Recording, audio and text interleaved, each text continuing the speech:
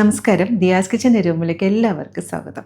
നമ്മൾ മലയാളികൾ പ്രത്യേകിച്ച് നോൺ വെജ് കഴിക്കുന്ന ആൾക്കാർക്ക് മീൻകറി ഒരു വീക്ക്നെസ് ആണ് അല്ലേ. നമ്മളിപ്പോൾ ഏതെങ്കിലും രാജ്യത്ത് പോയാൽ തന്നെയും ഒരു 4-5 ദിവസം അവരുടെ ഫുഡ് കഴിക്കുന്നതുകൊണ്ട് കുഴപ്പമുണ്ടാവില്ല. പക്ഷേ നമ്മൾ ഏറ്റവും മിസ്സാവുന്നത് മീൻകറി. അപ്പോൾ ഇന്ന് ഞാൻ തയ്യാറാക്കാൻ പോകുന്നത് വളരെ ഈസിയായിട്ട് തയ്യാറാക്കാൻ പറ്റുന്ന ഒരു മീൻകറിയാണ്. അത് നല്ല കുറുകിയ ചാറോട് കൂടിയിട്ട് നാളികേരം ഒന്നും ചേർക്കാത്ത നല്ല സ്പൈസി ആയിട്ടുള്ളൊരു മീൻകറി. നമുക്ക് എങ്ങനെ ഉണ്ടാക്കാൻ കണ്ടു നോക്കാം. അതിനായി 1/2 കിലോ അയലമീൻ എടുത്തിട്ടുണ്ട്. നന്നായിട്ട് കഴുകി ക്ലീൻ ചെയ്തെടുത്ത് വെച്ചേക്കുന്നതാണ്. മീൻകറി തയ്യാറാക്കുന്നതിന് മുന്നേ നമുക്ക് കുറച്ച് കാര്യങ്ങൾ റെഡിയാക്കി വെക്കണം. ഇന്ന് ഞാൻ തയ്യാറാക്കാൻ പോകുന്നത് കുടംപുളി ഇട്ട് വെച്ച മീൻകറിയാണ്. അതുകൊണ്ട് തന്നെ ഒരു ബൗളിലോട്ട് 3 കുടംപുളി എടുത്തിട്ടുണ്ട്. പുളി അനുസരിച്ചിട്ട് കുടംപുളിയുടെ അളവ് കൂട്ടുകയോ കുറയ്ക്കുകയോ ചെയ്യാം. ഇതിലോട്ട് കുറച്ച് ചൂടുവെള്ളം ഒഴിച്ചതിന് ശേഷം റെസ്റ്റ് ചെയ്യാനായിട്ട് മാറ്റി വയ്ക്കാം. അപ്പോൾ ബാക്കി എല്ലാ കാര്യങ്ങളും റെഡിയാകുന്ന സമയത്ത് പുളിയും റെഡിയായി കിട്ടും. ഇനി അടുത്തതായിട്ട് ഒരു ബൗളിലോട്ട് മീൻകറിക്ക് ആവശ്യമായിട്ടുള്ള മസാലകൾ ചേർത്ത് കൊടുക്കാം. 2 ടേബിൾ സ്പൂൺ കാശ്മീരി മുളക് പൊടിയാണ് ചേർക്കുന്നത്. എരിവിന് വേണ്ടിയിട്ട് പച്ചമുളക് ചേർക്കുന്നുണ്ട്. അല്ലെങ്കിൽ 1 ടേബിൾ സ്പൂൺ കാശ്മീരി മുളക് പൊടിയും 1 ടേബിൾ സ്പൂൺ എരിവുള്ള മുളക് പൊടിയും ചേർക്കാം. ഇവിടെ തന്നെ 1 ടീസ്പൂൺ മല്ലിപ്പൊടി അധികം വേണ്ട, ഈ ഒരു അളവിൽ മതിയാകും. 1/4 ടീസ്പൂൺ ഉലുവപ്പൊടിയും കുറച്ച് വെള്ളം കൂടെ ഒഴിച്ചതിന് ശേഷം നന്നായിട്ടൊന്ന് മിക്സാക്കി എടുക്കുക. ഇങ്ങനെ ചെയ്യുന്ന എന്തിനാണെന്ന് വെച്ചാൽ നമ്മൾ ഡയറക്റ്റായിട്ട് മസാലകൾ എണ്ണയിലിട്ട് വഴറ്റിയെടുക്കുമ്പോൾ ചിലപ്പോൾ മൂത്ത് പോകാനുള്ള ചാൻസസ് ഉണ്ട്. ഇങ്ങനെ ആകുമ്പോൾ നമ്മുടെ കറിക്ക് കുറച്ചും കൂടി നല്ല തിക്ക് ഗ്രേവി കിട്ടുകയും ചെയ്യും, മൂത്ത് പോകത്തുമില്ല. അതിന് വേണ്ടിയിട്ടാണ് നമ്മളിങ്ങനെ ചെയ്ത് വെക്കുന്നത്. ഇതുപോലെ നന്നായിട്ടൊന്ന് മിക്സാക്കിയതിന് ശേഷം ഇതും ഒന്ന് മാറ്റി വയ്ക്കാം. ഇനി അടുത്തായിട്ട് അറൗണ്ട് ഒരു 10 ചെറിയ ഉള്ളി ചേർക്കുന്നതാണ് കൂടുതൽ ടേസ്റ്റ്. അല്ലാന്നുണ്ടെങ്കിൽ സവാള വേണമെങ്കിലും ചേർക്കാം. ഇതുപോലെ നീളത്തിൽ കട്ട് ചെയ്തെടുക്കുക. അതുപോലെ തന്നെ കുറച്ച് ഇഞ്ചി, വെളുത്തുള്ളി, കരിവേപ്പില, എരിവിന് വേണ്ടിയിട്ട് പച്ചമുളക്, 1 ടൊമാറ്റോ. ഇത്രയാണ് ആവശ്യമായിട്ടുള്ളത്. ഇതിപ്പോൾ 1/2 കിലോ മീനായതുകൊണ്ടാണ് ഈ ഒരു അളവിനെടുക്കുന്നത്. ഇപ്പോൾ കൂടുതലാണെങ്കിൽ കൂടുതലായിട്ട് എടുക്കണേ. ഇത്രയും കാര്യങ്ങൾ റെഡിയാക്കി വെച്ച് കഴിഞ്ഞാൽ എളുപ്പത്തിൽ തന്നെ മീൻകറി തയ്യാറാക്കാം. അതിനായി മൺചട്ടി എടുക്കുന്നുണ്ട്. മൺചട്ടിയിൽ മീൻകറി തയ്യാറാക്കുമ്പോഴാണ് കൂടുതൽ ടേസ്റ്റ്. ഇതിലോട്ട് 2 ടേബിൾ സ്പൂൺ വെളിച്ചെണ്ണ ഒഴിക്കുന്നുണ്ട്. വെളിച്ചെണ്ണ ഒഴിച്ച് കഴിഞ്ഞാൽ ഇതുപോലെ ഒന്ന് ചുറ്റിച്ചു കൊടുക്കുക. എണ്ണ നന്നായിട്ട് ചൂടായി കഴിഞ്ഞാൽ ഒരു നുള്ള്, അതായത് 1 പിഞ്ച് ഉലുവ ചേർക്കാം. ഉലുവ കൂടി പോകരുത്, എന്നാൽ പിന്നെ നമ്മുടെ മീൻകറിക്ക് ഒരു കയ്പ്പരസം ഉണ്ടാവും. ഉലുവ നന്നായിട്ട് മൂത്ത് വന്നതിന് ശേഷം നമ്മൾ കട്ട് ചെയ്ത് വെച്ചേക്കുന്ന ചെറിയുള്ളി, ഇഞ്ചി, വെളുത്തുള്ളി ഇവയെല്ലാം ചേർത്ത് കൊടുക്കാം. എപ്പോഴും മീൻകറി തയ്യാറാക്കുമ്പോൾ ചെറിയുള്ളി ചേർക്കുന്നതാണ് കൂടുതൽ ടേസ്റ്റ്. ഇനി സമയം ഇല്ലയെന്നുണ്ടെങ്കിൽ ഒരു പകുതി സവാള ചേർത്താലും മതിയാകും. ചെറിയുള്ളിയും ഇഞ്ചി വെളുത്തുള്ളിയും നന്നായിട്ടൊന്ന് വഴറ്റിയെടുക്കുക. പെട്ടെന്ന് വഴറ്റിയെടുക്കാൻ വേണ്ടിയിട്ട് ഈ സമയം ഇതിനാവശ്യമായിട്ടുള്ള ഉപ്പും കൂടി ചേർത്ത് കൊടുക്കാം. മീൻകറിക്ക് ഒഴിച്ചുവിടാൻ പറ്റാത്തൊരു കാര്യമാണ് കരിവേപ്പില. ഈ സമയം തന്നെ കുറച്ച് കരിവേപ്പിലയും കൂടെ ചേർത്തെടുക്കാം. മീൻകറി പല രീതിയിൽ നമുക്ക് തയ്യാറാക്കാം. ഓരോ സ്ഥലത്തും ഓരോ രീതിയിലാണ് മീൻകറി തയ്യാറാക്കുന്നത്. ഇത് കോട്ടയം ഭാഗത്തൊക്കെ തയ്യാറാക്കുന്ന മീൻകറിയാണ്. ട്രിവാൻഡ്രം സ്റ്റൈലിൽ വേറെ രീതിയിലാണ് തയ്യാറാക്കുന്നത്. ട്രിവാൻഡ്രം സ്റ്റൈലിൽ മീൻകറി ചാനലിൽ മുന്നേ ഇട്ടിട്ടുണ്ട്. ആവശ്യമുണ്ടെങ്കിൽ ഒന്ന് കണ്ടു നോക്കൂ. അങ്ങനെ ഉള്ളി വഴറ്റാൻ തുടങ്ങിയിട്ട് ഇപ്പോൾ ഒരു 5 മുതൽ 6 മിനിറ്റ് ആയിട്ടുണ്ട്. ഈ ഒരു പരുവം മതിയാവും. ഒത്തിരി അങ്ങ് മൂത്ത് പോകേണ്ട ആവശ്യമില്ല. ഇനി ഫ്ലെയിം ഒന്ന് സിമ്മിലാക്കിയതിന് ശേഷം ഇതിലോട്ട് 1/4 ടീസ്പൂൺ മഞ്ഞൾപ്പൊടി ചേർത്തെടുക്കാം. മഞ്ഞൾപ്പൊടി ചേർത്തതിന് ശേഷം 1 മിനിറ്റ് നന്നായിട്ടൊന്ന് വഴറ്റിയെടുക്കുക. അതായത് ആ മഞ്ഞൾപ്പൊടിയുടെ നല്ലൊരു മണം വരുന്നവരെ ഒന്ന് വഴറ്റിയെടുക്കാം. അതിനുശേഷം നമ്മൾ നേരത്തെ മിക്സാക്കി വെച്ചേക്കുന്ന മസാല ചേർത്തെടുക്കാം. ഈ രീതിയിൽ മസാല ചേർത്ത് കഴിഞ്ഞാൽ പൊടികൾ പെട്ടെന്ന് മൂത്ത് പോകത്തുമില്ല. കറിക്ക് പ്രത്യേക ഒരു ടേസ്റ്റുമാണ്. അതുപോലെ തന്നെ ഗ്രേവി നല്ല തിക്ക് ഗ്രേവി ആയിട്ട് കിട്ടുകയും ചെയ്യും. ഈ സമയം ഫ്ലെയിം ലോ ആക്കി വെക്കണേ. ഇനി ഇത് നന്നായിട്ടൊന്ന് വഴറ്റിയെടുക്കണം. അതായത് പൊടികളുടെ പച്ചമണം നന്നായിട്ടൊന്ന് മാറണം. ഒരു 2-3 മിനിറ്റ് നന്നായിട്ടൊന്ന് വഴറ്റിയെടുക്കുക. മസാലകൾ വഴറ്റാൻ തുടങ്ങിയിട്ട് ഇപ്പോൾ അറൗണ്ട് ഒരു 3 മിനിറ്റ് ആയിട്ടുണ്ട്. എണ്ണയൊക്കെ നല്ല തെളിഞ്ഞ് വന്നിട്ടുണ്ട്.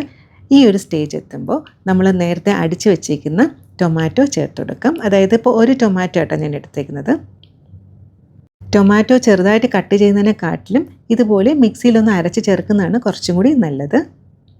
കറിക്ക് കുറച്ച് തിക്നെസ് കിട്ടുകയും ചെയ്യും. അതുപോലെ തന്നെ വളരെ എളുപ്പത്തിൽ ടൊമാറ്റോ ഒന്ന് കുക്കായി കിട്ടുകയും ചെയ്യും. ഇനി ടൊമാറ്റോ നന്നായിട്ടൊന്ന് വഴറ്റിയെടുക്കുക. അതായത് നമ്മൾ ചേർത്ത മസാലക്കൂട്ടും ടൊമാറ്റോയും കൂടി നന്നായിട്ടൊന്ന് യോജിച്ച് കിട്ടണം. ടൊമാറ്റോ നന്നായിട്ടൊന്ന് വഴറ്റിയെടുക്കണേ. അതായത് കുറഞ്ഞതൊരു 10 മിനിറ്റെങ്കിലും ഇതുപോലെ ഒന്ന് വഴറ്റിയെടുക്കണം. അതായത് ടൊമാറ്റോയുടെ ഒരു പച്ച ചുവ ഉണ്ടല്ലോ, അത് മാറാനായിട്ട് ഇതുപോലെ ഒരു 10 മിനിറ്റെങ്കിലും നന്നായിട്ടൊന്ന് വഴറ്റിയെടുക്കണേ. അതിനുശേഷം ഒരു 5 മിനിറ്റ് അടച്ചു വെച്ചിട്ടൊന്ന് വേവിച്ചെടുക്കാം. അന്നേരം ടൊമാറ്റോയൊക്കെ നന്നായിട്ടൊന്ന് കുക്കായി കിട്ടും. ടൊമാറ്റോ വേഗം വെച്ചിട്ട് ഇപ്പോൾ ഒരു 5 മിനിറ്റ് ആയിട്ടുണ്ട്. ഇപ്പോൾ നോക്കൂ, മസാലയുടെ കളർ ഉണ്ടോ, ചെറുതായിട്ടൊന്ന് മാറി വന്നിട്ടുണ്ട്. അതുപോലെ തന്നെ എണ്ണയും തെളിഞ്ഞ് വന്നിട്ടുണ്ട്. ഈ ഒരു സ്റ്റേജ് എത്തണം. ഇതിലോട്ട് നമ്മൾ നേരത്തെ കുതിർത്ത് വെച്ചേക്കുന്ന പുളി വെള്ളത്തോട് കൂടി തന്നെ ചേർത്ത് കൊടുക്കാം. ഇതിൽ ചേർക്കുന്ന പുളി കൂടി പോകരുത്, കാരണം നമ്മൾ ടൊമാറ്റോയും ചേർക്കുന്നുണ്ട്. ഇനി ഇതെല്ലാം കൂടി നന്നായിട്ടൊന്ന് മിക്സാക്കി എടുക്കുക. ഇനി ഗ്രേവിക്ക് ആവശ്യമായിട്ടുള്ള വെള്ളം ഒഴിച്ചെടുക്കുക. വെള്ളം ഒഴിക്കുമ്പോൾ ഇതുപോലെ ചൂടുവെള്ളമാണ് ഒഴിക്കേണ്ടത്, തണുത്ത വെള്ളം ഒഴിക്കരുത്. നമുക്ക് എത്രയാണോ ഗ്രേവിക്ക് ആവശ്യമുള്ളത് അതനുസരിച്ച് വെള്ളം ഒഴിച്ചെടുക്കുക. ഞാനിപ്പോൾ അറൗണ്ട് ഒരു 1.5 കപ്പ് മുതൽ 2 കപ്പ് വെള്ളം ഒഴിക്കുന്നുണ്ട്. ഇത് നന്നായിട്ടും തിളപ്പിച്ചെടുക്കണം. അതുപോലെ തന്നെ നമ്മൾ മീൻ കഷ്ണങ്ങൾ ചേർക്കുമ്പോൾ മീനിൽ തന്നെ വെള്ളം ഇറങ്ങും. അപ്പോൾ അതനുസരിച്ചിട്ട് വേണം വെള്ളം ചേർക്കേണ്ടതായിട്ടുള്ളത്. ഈ സമയം ആവശ്യത്തിനുള്ള ഉപ്പും കൂടി ചേർത്ത് കൊടുക്കാം. നേരത്തെ ഉള്ളി വഴറ്റിയപ്പോൾ കുറച്ച് ഉപ്പ് ചേർത്തിട്ടുണ്ടായിരുന്നു, അപ്പോൾ അതനുസരിച്ചിട്ട് വേണം ഉപ്പ് ചേർക്കാനായിട്ടുള്ളത്. എരിവിന് ആവശ്യമായുള്ള പച്ചമുളകും കൂടി ചേർത്ത് കൊടുക്കാം. നേരത്തെ നമ്മൾ ഉള്ളി വഴറ്റിയ സമയത്ത് വേണമെങ്കിൽ ആ സമയത്തും പച്ചമുളക് ചേർക്കാമായിരുന്നു. നോക്കുക, ഗ്രേവി നല്ല തിക്കായിട്ടുണ്ട്, നല്ലൊരു കളറും കിട്ടിയിട്ടുണ്ട് അല്ലേ. ഇനി ഇത് നന്നായിട്ടും തിളപ്പിച്ചെടുക്കാം. അതിന് വേണ്ടിയിട്ട് ലിഡ് വെച്ചൊന്ന് അടച്ചു വയ്ക്കാം. അടയ്ക്കുമ്പോൾ ഇതുപോലെയാണ് അടയ്ക്കേണ്ടത്. ഇപ്പോൾ കറി നന്നായിട്ട് തിളച്ചിട്ടുണ്ട്. ഇപ്പോൾ തന്നെ കുടംപുളിയുടെയൊക്കെ നല്ലൊരു മണം വരുന്നുണ്ട്. ഇനി ഇതിലോട്ട് നമ്മൾ റെഡിയാക്കി വെച്ചിരിക്കുന്ന മീൻ കഷ്ണങ്ങൾ ഓരോന്നായിട്ട് ചേർത്ത് കൊടുക്കാം. ഈ സമയം സ്പൂണിട്ട് ഇളക്കുന്നതുകൊണ്ട് കുഴപ്പമില്ല, പക്ഷേ മീനൊന്ന് കുക്കായി കഴിഞ്ഞ് കഴിഞ്ഞാൽ സ്പൂൺ ഇടല്ല കേട്ടോ. മീൻ പെട്ടെന്ന് തന്നെ പൊടിഞ്ഞു പോകും. ഇതുപോലെ ഒന്ന് ചെറുതായിട്ടൊന്ന് ചുറ്റിച്ചെടുക്കുക. അതായത് ആ ഒരു മസാലകൾ മീനിൻ്റെ എല്ലാ ഭാഗത്തും ആകുന്ന രീതിയിൽ ആക്കിയതിന് ശേഷം നമുക്കിതൊരു മീഡിയം ഫ്ലെയിമിൽ വെച്ചിട്ട് ഒരു 10 മുതൽ 15 മിനിറ്റ് അടച്ചു വെച്ചിട്ടൊന്ന് വേവിച്ചെടുക്കാം.